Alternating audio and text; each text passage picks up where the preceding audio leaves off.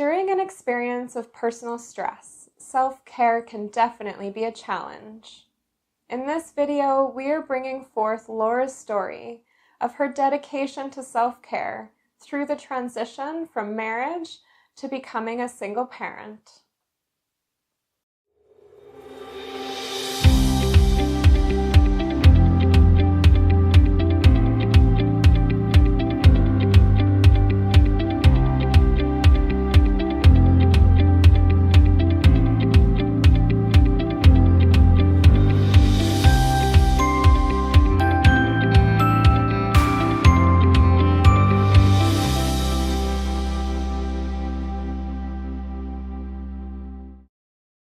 I think a thing that surprised like coworkers or friends is that they really felt like the life that I was living, we had it all together. And when I kind of broke that open and said, oh, actually, we're really struggling and it's really hard, there's maybe a twofold there. People thought that we were going to kind of crash and go in one direction and not be able to do it, you know. And then the other part was, well, you've always sort of coped and sustained and been able to do this, so you're going to be able to maintain that. My name's Laura McGregor, and I run the Terrace Art Gallery. I moved out when I was 16. I did my master's in art, so about 8 years of education after I finished high school, and moving throughout Canada and the UK while I did that. So again, very full. I struggled in not a good marriage, again, checking off those self-care parts for a spouse and for my children, and realized how much that affected me not giving myself time for physical and emotional self-care. So I stepped away from that, or stepped into that, I suppose, and really started looking at how I could keep myself healthy so that I'm there for myself and my children long term. So there's definitely some dips and bumps along the way that, yeah, it's important, but it falls sometimes for sure. It's not always mentioned. You eat well, you get fresh air, you get your vitamin D, you know, you keep your finances up, but to make sure that there's good mental health. So for myself, I went through victim services through Kasan, and I had a counselor there. And again, it allows me to download and check in and make sure that I'm making good decisions for myself and my kids. And in Terrace, that's an amazing resource that we have. They work so well together. No matter who you're speaking with in that society, they seem to kind of have the whole picture and be really supportive. So they got me through a lot. Yeah, so thinking about self-care, a big one that comes to me is just kind of maintaining and taking care of my body. So not just as a daily practice, but being proactive in it. So thinking about eating well and sleeping well and getting fresh air. So that changes for me definitely seasonally. Like, I really like to get outside and get fresh air. A beauty of living in Terrace is that we get those 4 seasons. So as far as diet, I am a vegetarian, and I made that choice in high school.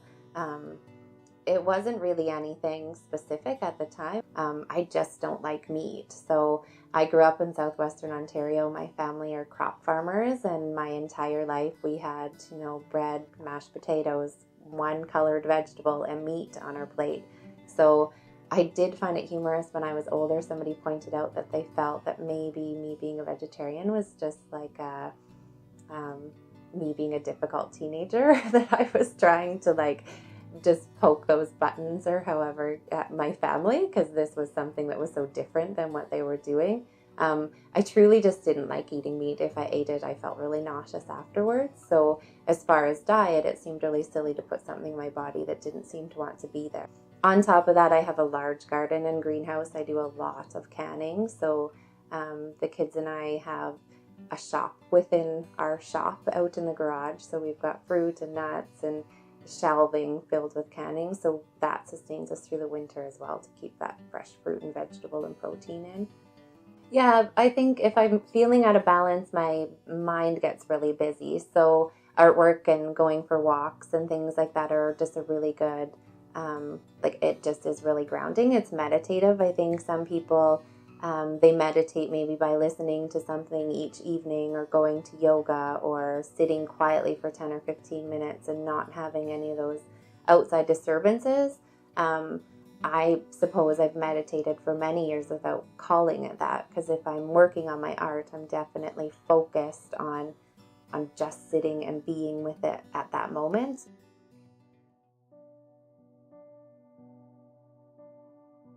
I could have stayed in that marriage and not been happy, and not projected what I wanted for my kids, and they wouldn't have seen me for who I was. I was really kind of hidden and sheltered. So then to break out of that and find my voice, and then also know that as an adulting is pretty difficult at times. So to not have that reliance on another adult to just bounce ideas off of. Thankfully, I have a very strong friend group, so I don't have family in Terrace. I have friends that are wonderful, and neighbors as well. So opening up and allowing myself to be just a little bit vulnerable and ask for that help, it's just a benefit for the kids and I. But it's something I have to think about and be comfortable with. It doesn't come naturally to be able to do that.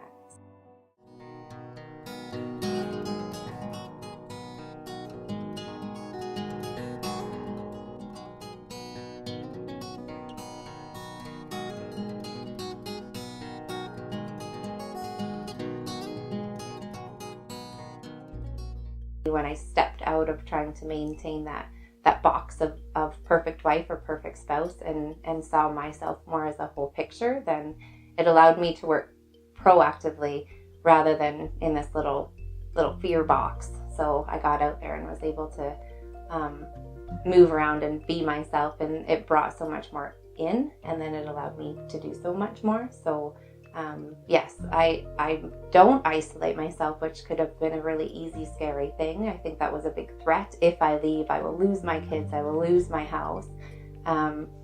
I didn't at all. I have my kids. They're with me the majority of the time.